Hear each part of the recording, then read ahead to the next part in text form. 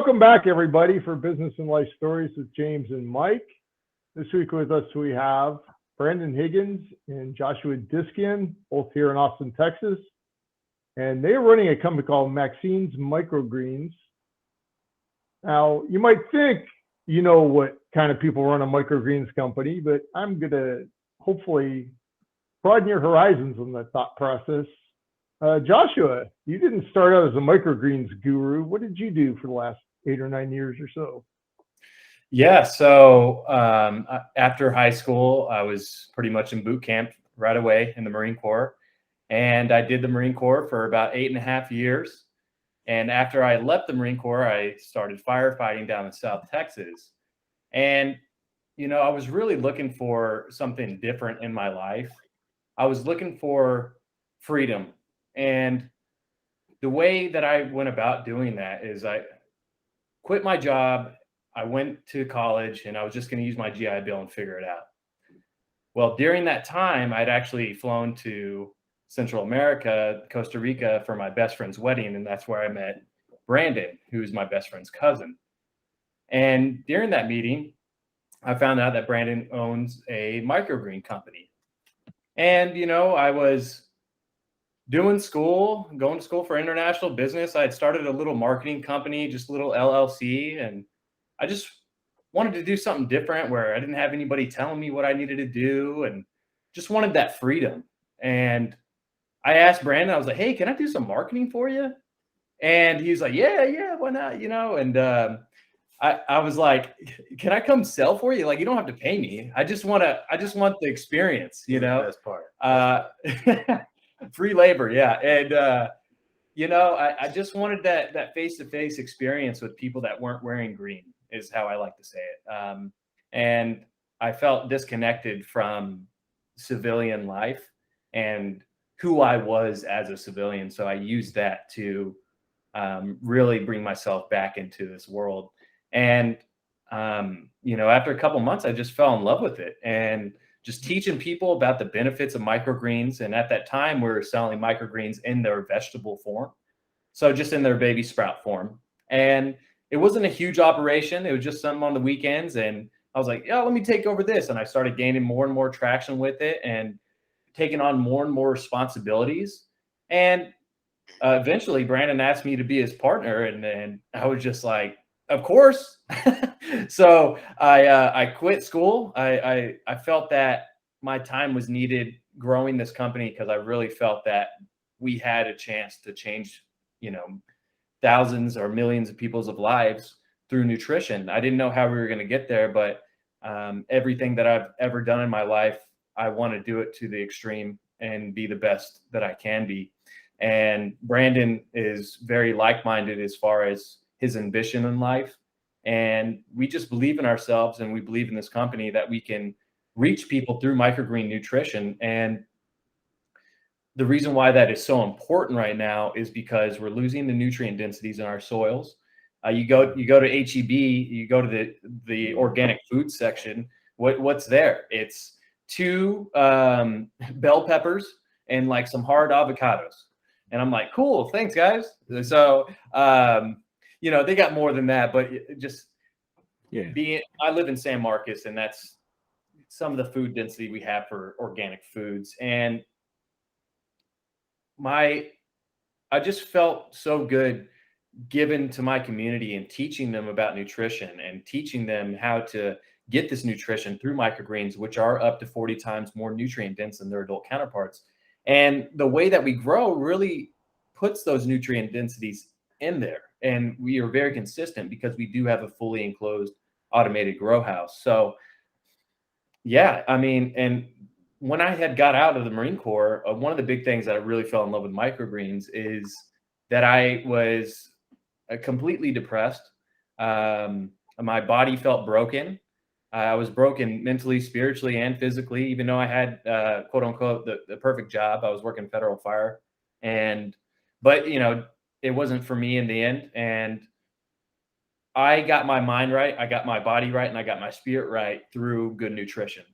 And that conveying that message to people at the farmers markets has been I mean, it's been the ultimate payment ever. I mean, it's more than money could ever give me. So, yeah, that's kind of how I got into microgreens. It's been a wild ride, but I've loved every single minute of it.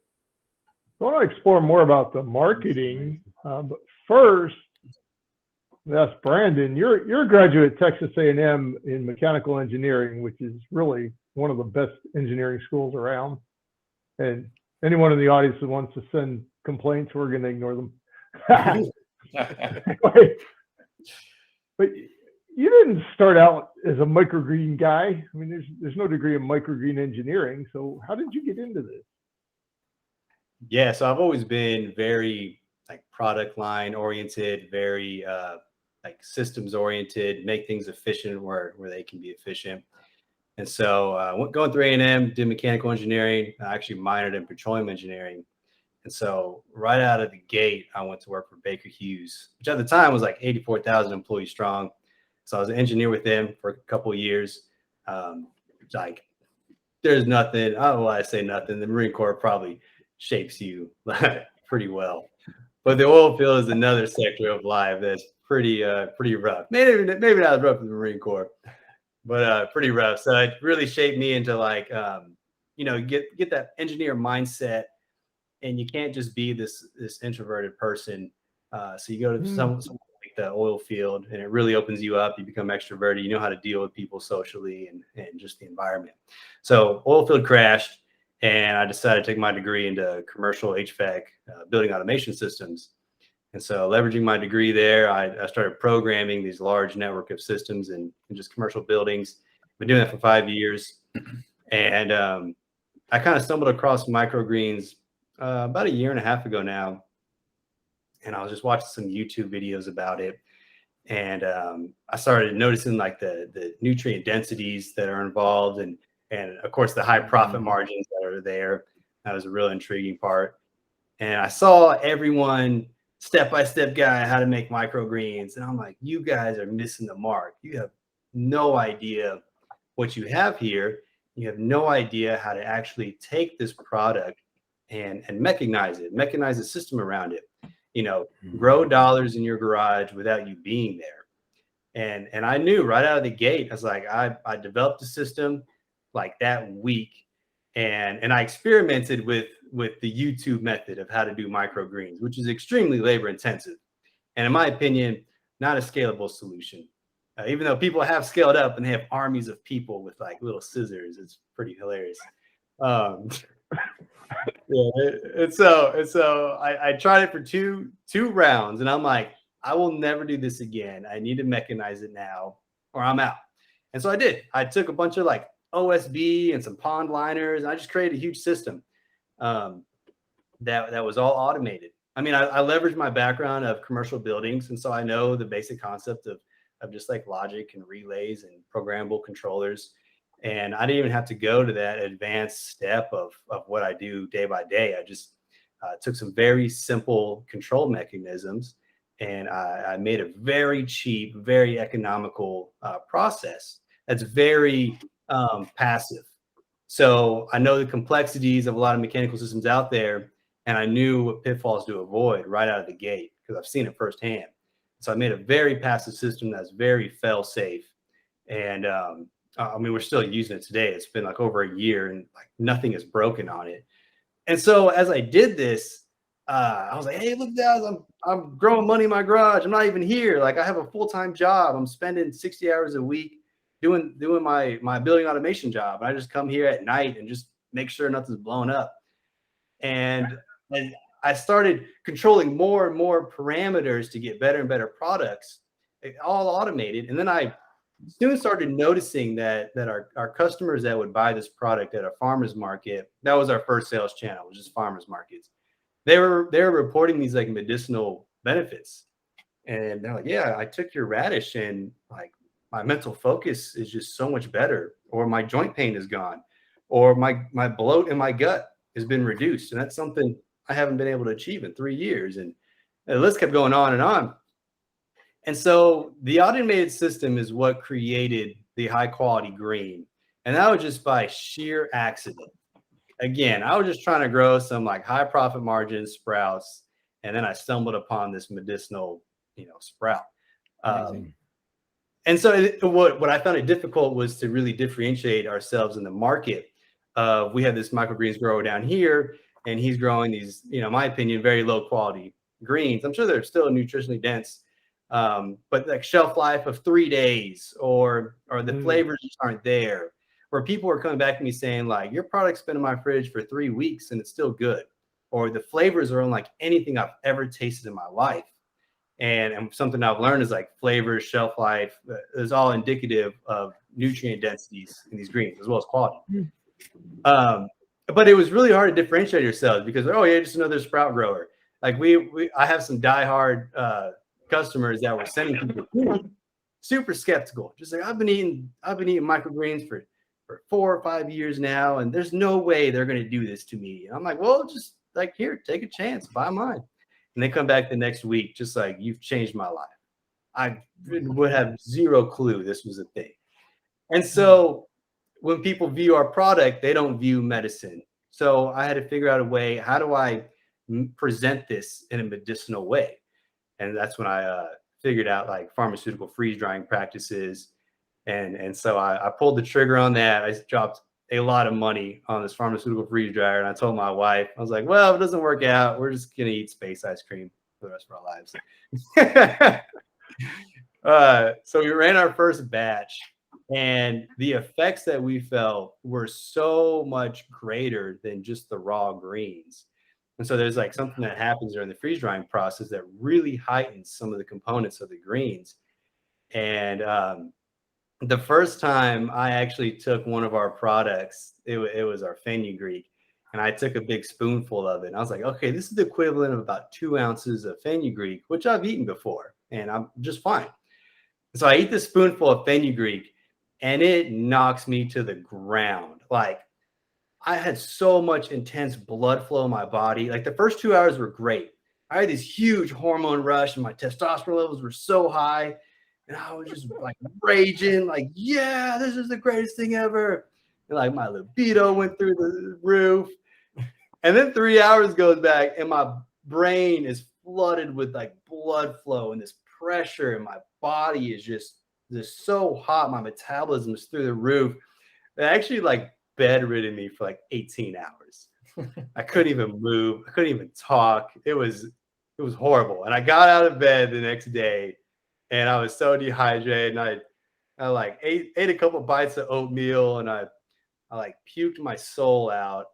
And at the end, I looked at my wife, and I was like, I think we're going to be one of the most successful businesses ever. Like, what have we just created? I think you're the only person I've ever met that actually overdosed on too much. Yeah. Like I didn't know that was the thing, but that just shows the quality of what we have and what I've created, because like there's no warning about fenugreek of overdosing on that. That's not a thing. Right. And so here I am. I did that with less than a tablespoon. And I'm like, when I was bedridden, I'm like, I probably should go to a hospital. I'm like, what do I tell them? I ate too much fenugreek? Like, what do you have for that? I ate too much broccoli. Yeah, I ate too much broccoli. Help me.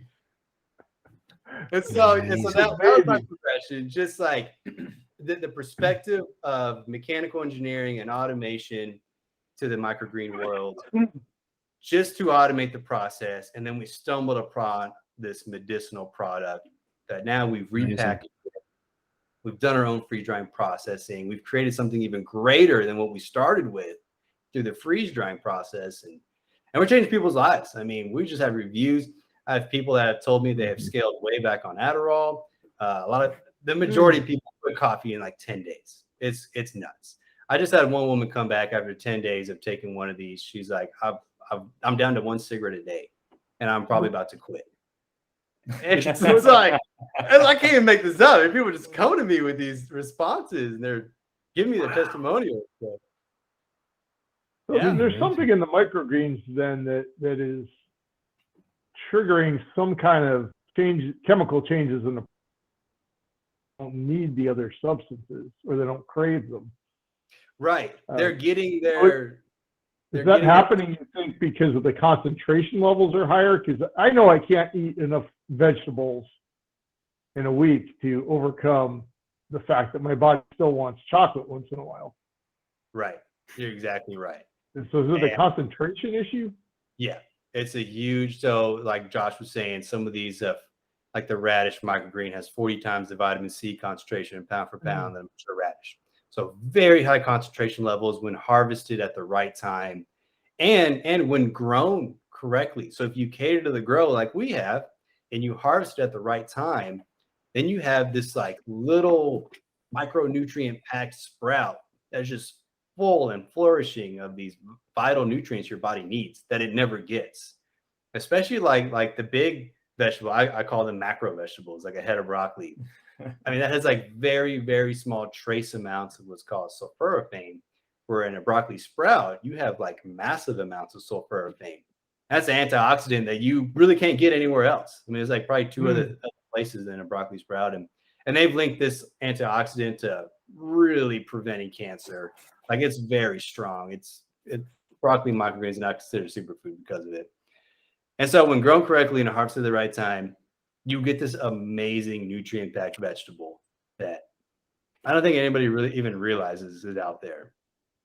So we're kind of pioneering this. Wow. Wow. So with all the people that are in the microgreen space, how are you guys expanding, or how are you doing the marketing for this? You mentioned farmers markets a couple of times, and of course, Joshua working for free, which is pretty cool. We've all done it, man. We've all done it. Well, don't worry, I'm still working for free. So yeah, I mean, me too. All the money I make, I keep buying more. Yeah, equipment. we just put it right back in. So. The life of a business owner. Yeah. But yeah, what's the plan now? I know you guys are at South by Southwest here in Austin. I saw that talk. It was really cool. Where else are you looking for, or how else are you marketing the product? Okay. Yeah. So right now, we've done a lot of events, and getting that word of mouth and letting people try our products has really been beneficial for us. And we learned that through the farmers markets and getting those return customers and that face-to-face. That's what really gets people to stick to our products, because we're able to be like, hey, we grow this stuff. We don't take it from somewhere else in the world and fill it with clover leaf, which has no nutritional value, or cellulose, which is literal vegetable sawdust. We make these microgreens, and then we process them, and that then yields a product that actually works. And for marketing, like I said, in-person events, through the social media, but we don't have a wide marketing plan where we're targeting Google Ads or SEO, not yet, because we're having trouble keeping up with production, and we're having trouble keeping our products on the shelf right now, which is a good problem to have. When I came on and I wanted to be the CMO, that's what I was challenging Brandon. I was like, you're gonna have to make enough for me to outpace you. So we got this thing going on with each other where we're pushing each other, which is we have problems right now, but they're good problems. Yeah, and great. This weekend we're going to the Austin's Women's Expo at the Palmer Event Center, and we'll be there Saturday and Sunday. And a big demographic for us is women. Women are more in tune with their bodies as far as nutrition, and we have products that help with hair, skin, nails, gut microbiome, sleep, hormones. Our fenugreek actually helps regulate the menstrual cycle, regulate hormones in women. It helps with menstrual cramps and also PMS. So women love it for that, and it also helps with breast milk production. And since we have such high quality microgreens, this stuff actually does what it says it does. And that's what we want as a company. Everyone wants to make money, but we can do that, and we can let the customer win as well. We want to be a win-win business. Supplements that actually work, and a good business model for us. Oh, that's all the big companies got big. It started out with the idea the customer wins and the company wins, and everybody comes up the chain together. So have you had anybody with arthritis Yeah. use Yep. your product? And what's the feedback on that? Yeah, so I got one customer with rheumatoid arthritis, really bad in his hands, and he hasn't his health insurance quit covering his medication, so now it's like $12,000 a month. So he quit doing it in like a year. Yeah, so he can't afford it. So he wakes up like every night, every 2 hours, he's waking up because the pain in his hands is so severe, and he's trying all these different CBD, like alternative medications, natural medications, and none of the CBD stuff is working. And so someone across my pea microgreen, which we call recover, and I was like, this has a digestive enzyme called diamine oxidase, DAO, which is awesome for inflammation and fighting off histamines. It's one of the best antihistamines like in the world. Like, it's made from your body, or they can find it out of pig liver, or synthetically make it. And so they just stumbled upon it being in pea shoots, and it's very minimal research. But a couple of doctors have like asked all these universities, like, do research on this. This is the new thing. And so just from that, I'm like, well, maybe it is a new thing. So I'm gonna launch it and see. And so the first night he took 3 of those pills 40 minutes before bed. And he's like, his like stress and anxiety and just everything from the day just melted away. And he drifted off into sleep. And he didn't wake up until the morning. And he's like, that's the first time in a year that I haven't, woken up multiple times that night. And so after about 7 to 10 days of taking it, it started doing more than just helping us sleep. It started really affecting his pain in his hands. And he's like, yeah, I mean, there's days I don't feel anything in my hands anymore. My rheumatoid arthritis has like really been suppressed. And and I'm not like healing or curing this, because I mean, he says, if I forget a couple days, then the pain really comes back and it's miserable. And so he's got to stay on top of taking this stuff. But I mean, a $25 jar of 30 pills is a whole lot less expensive than $12,000 a month. So that, and another woman just today, she's got a very severe form of arthritis. I don't quite remember the name, but very same benefits. She's taking the broccoli microgreens and the pea microgreens, and she's like, yeah, I notice when I don't take them, all that pain comes back. And so these powerful things. Wow. Yeah. Amazing. Is it, I mean, why does the freeze drying process make them more potent? Is it the process itself, or is it just that everything gets concentrated? So you could get the same as a pill, but you would just have to eat like a whole bowl of the stuff, or does something change like chemically in that process?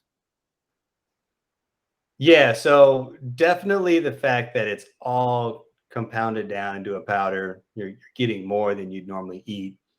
But there is something chemically happening. I've done a little bit of research about it, and they're saying, yeah, the freeze dry process will, and I'm not even sure this could all totally be wrong, but the guy was talking about how some of the cellular walls burst and chemical reactions are taking place, which lower the quality of some of the nutrients, but heighten the quality of others. And so there's not much research that I can find about the topic. I'm just kind of like, all we have is empirical data. It's just people coming back saying like, that was the best night's sleep I've had in 5 years. Or one guy was like, I haven't had a dream in 10 years. And the first night I took this, I had dreams. I'm like, really? That means you weren't in REM sleep. You haven't had REM sleep in 10 years? No wonder why your body's torn down. And now he's like, I'm having these crazy dreams now. I feel so brand new. So yeah, all we have is just empirical data. And there's not much research. Like I told you, that some of the scientists that have found the pea microgreens and the DAO, they really want further research done, but no one's willing to fund it. I guarantee you, after we come on the market and everyone sees how successful we are, there's going to be funding for that. There's nothing that breeds competition like the first movers in a market being successful, man. Yeah. There's going to be a lot of copycats out there. It's going to be a lot. It's going to be like CBD. It's going to be hard to find a quality microgreen pill in like 1 or 2 years. I can already see it. And we're going to get we're going to get masked by it, and we got to figure out how to always stay in front. So it's going to be a thing. So have you got any active And- duty military or regular athletes using these microgreens? Not at the moment. Not any crazy physical athletes right now. It's just a lot of it is a lot of blue collar tradesmen out in the workforce working 12-hour days, slinging pipe on some building. Yeah, those are nice jobs, man. I did that for 2 whole summers before I went to college. Yeah. Hard stuff. Yeah, so I mean, that's kind of athletic, Yeah. Yeah. So yeah, not yet, but probably in a month we'll probably have a line of them. The rate that we're going, the growth that we have day by day is just phenomenal. I mean, we're just like shattering financial records every day, and I can't even like on Saturday, I was looking at my inventory and I'm like, man, we got a lot of product here. I don't know how we're going to move this. I've already moved it all on like Tuesday. I was like, oh, I did not see that coming. Yeah. I gotta refigure this out. Like again, there comes the efficiency part of my brain. Like I gotta streamline this more and more.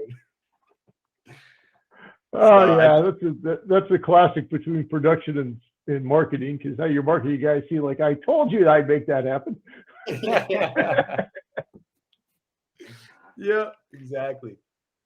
So have you had to rapidly increase the area with which you grow your greens then? Because I guess if you started off, by selling the greens, and then now with the freeze drying, you said it concentrates it. So you have like an X area of greens goes into every packet of 20 pills or whatever it is. So, and with the orders going through the roof and your mechanized system, which you said you sort of put together, have you had to come up with, oh shoot, like how do we double or triple this and build the automation and find the place to do it, etc., etc.? Like have you reached that kind of problem? Yeah, we hit that problem yesterday.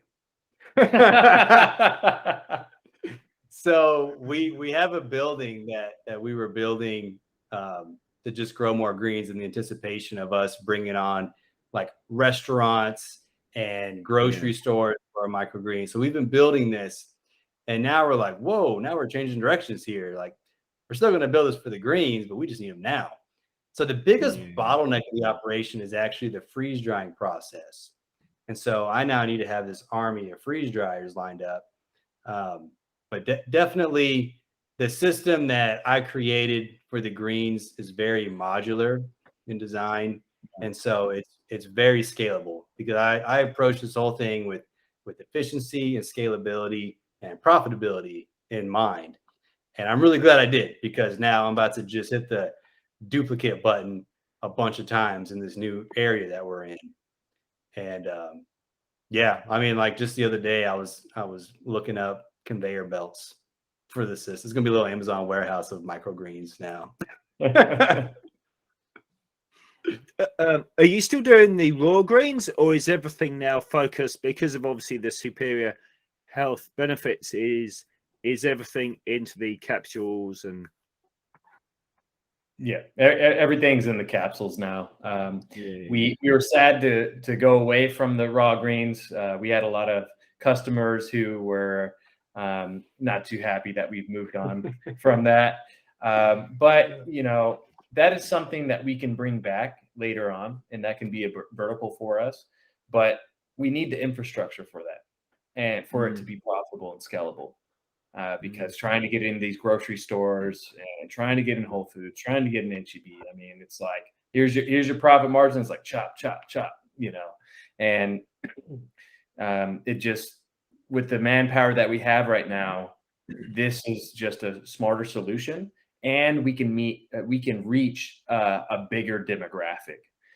So not with the microgreens and the raw vegetable form. What we found was we were reaching people who were already healthy, and that know, like, if you know about microgreens, you're doing pretty good. That's what we realized. And we were like, man, how do we reach other people? So Brandon had the idea of, hey, let's make powders out of this. And it took my brain a little bit to switch over because I just loved the raw green so much. But it was just a way better product.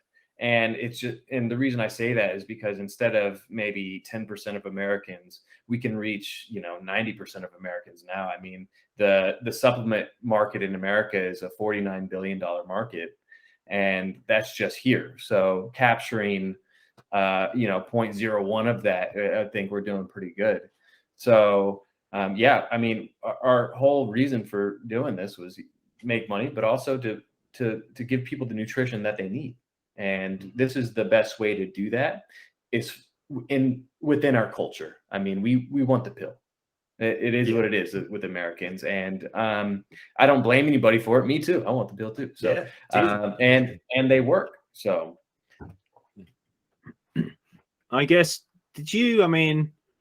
I think, or maybe this is me being a bit outdated, but everyone has, or I maybe have the impression that because it's in a capsule, it's like maybe something's lost in the process, because it's that whole mental thing of, if you see the healthy things, is that going to be healthier than the capsule because of the processing and packaging and maybe length?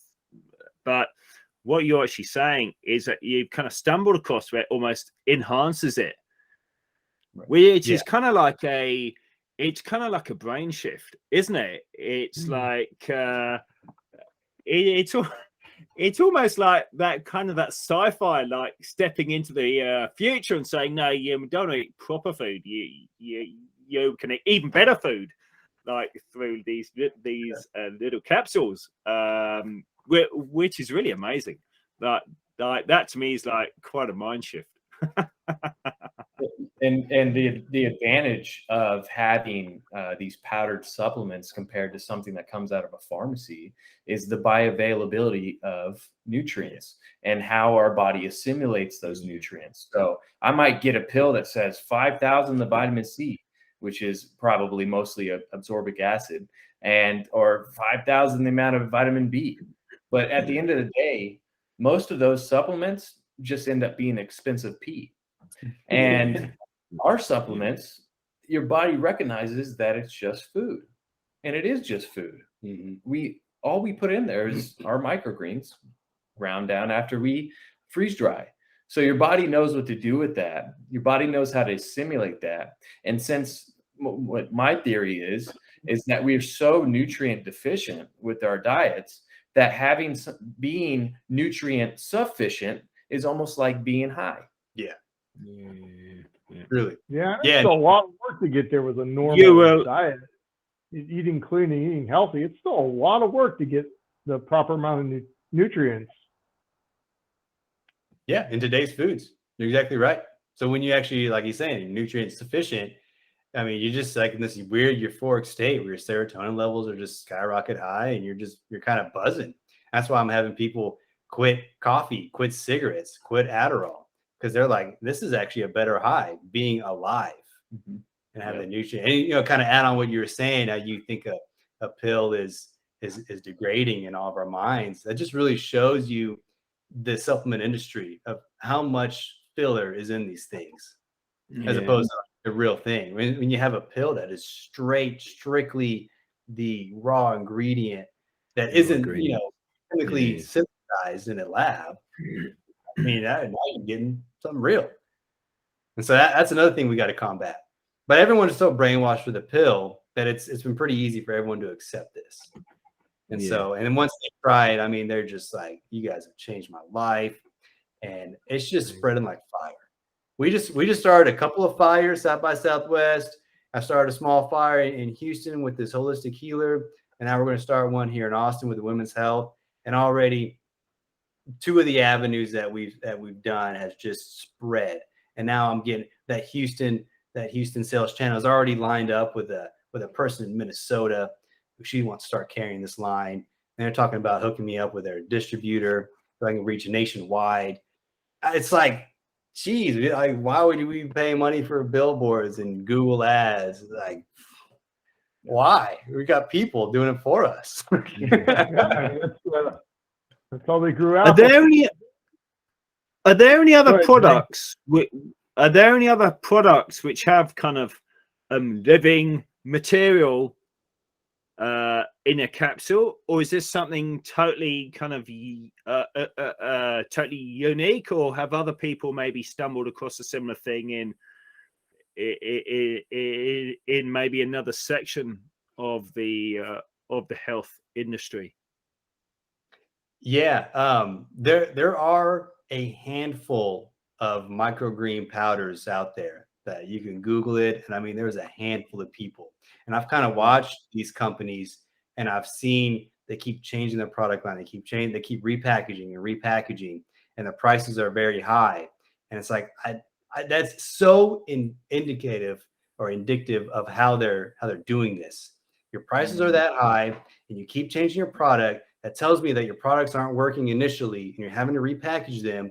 You get these high prices because you got this army of people with scissors clipping your greens, which tells me that you're not growing this the right way. You probably have giant greenhouses, and yeah, maybe the watering system is automated, but there's so much more to that.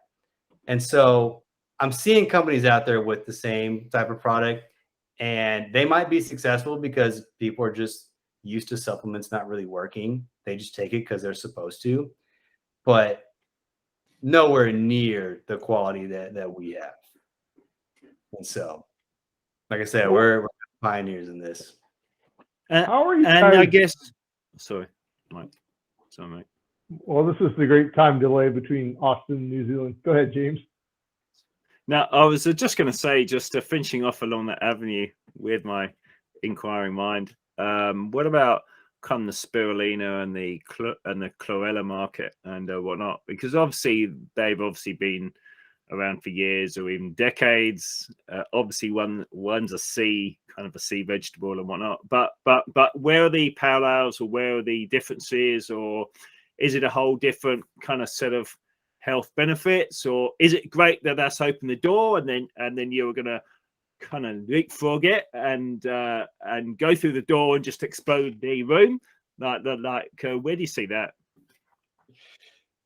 Yeah, so I gotta be honest, I'm not too familiar with those two product lines. Me neither. Yeah. No, I mean, but they are relatively. I mean, most health food shops have a spirulina, or people eat spirulina smoothies, or I mean, the powdered spirulina has always been around, but yeah, I mean, so the deal is, people take supplements all the time, and they do it because it's healthy. When people take our supplements, they literally get high off of them. And it's like, when you take a multivitamin and you get this mental buzz that is like almost Adderall-like, and it was just from a vegetable, I guarantee you they're gonna drop. So yeah, it's good that there's been other products. Like there's like veggie capsules everywhere, and people take those. So they're accustomed to a green capsule for sure. But no one has ever been accustomed to taking something that isn't pharmaceutical and really impacting their lives. And typically, when someone does take something that impacts their lives, it is pharmaceutical, and they got all these crazy side effects that they got to deal with. Yeah. Where the side effects of ours is like, you're going to have great energy for the entire day, and you're going to love living life. Right. So how do people best get a hold of you guys? Do you have a website you want them to go to, or connect with you on LinkedIn, or what's a good connection point? Yeah, so you can find us on Instagram, Facebook, LinkedIn, Twitter. On our website is www.maxinesmicrogreens.com. Same thing as LinkedIn, Maxines Microgreens. On Twitter, we're Maxines Micros. On Instagram, Maxines Microgreens, and also on Facebook, we're Maxines Microgreens. And we are also at 3 farmers markets for the time being. We are running out of time on how long we're going to be there, but for the next couple of weeks, we will be at the Barton Creek Farmers Market, which is in Austin, the Lone Star Farmers Market on Sunday, which is in Bee Caves, and the Buda Downtown Farmers Market, which is in Buda on Sunday as well. So for now, while we get our shipping capabilities up on our website, you will have to buy through the farmers markets, or if you have our numbers, you can give us a text and we'll try to work some out. Yeah. So in a couple of weeks, our online store will be up and we can be able to Amazing. ship. And do you have any, you know, as we wrap up, do you have any final business lesson or life lesson, or maybe both, that you want to share with other folks that are starting up companies? Yeah. Don't let not knowing and not having keep you from not knowing and not having. And coming from someone that was a firefighter and a Marine before, and I really just started doing this at the end of July of last year. It's really just about action, and it's about just going for it. And you're going to be scared. You're going to be nervous. I mean, I felt all those things, but at the end of that, you really find something in life worth living. And I'll never give that up, ever. Yeah. And definitely, just because you can't see it now, don't stop believing.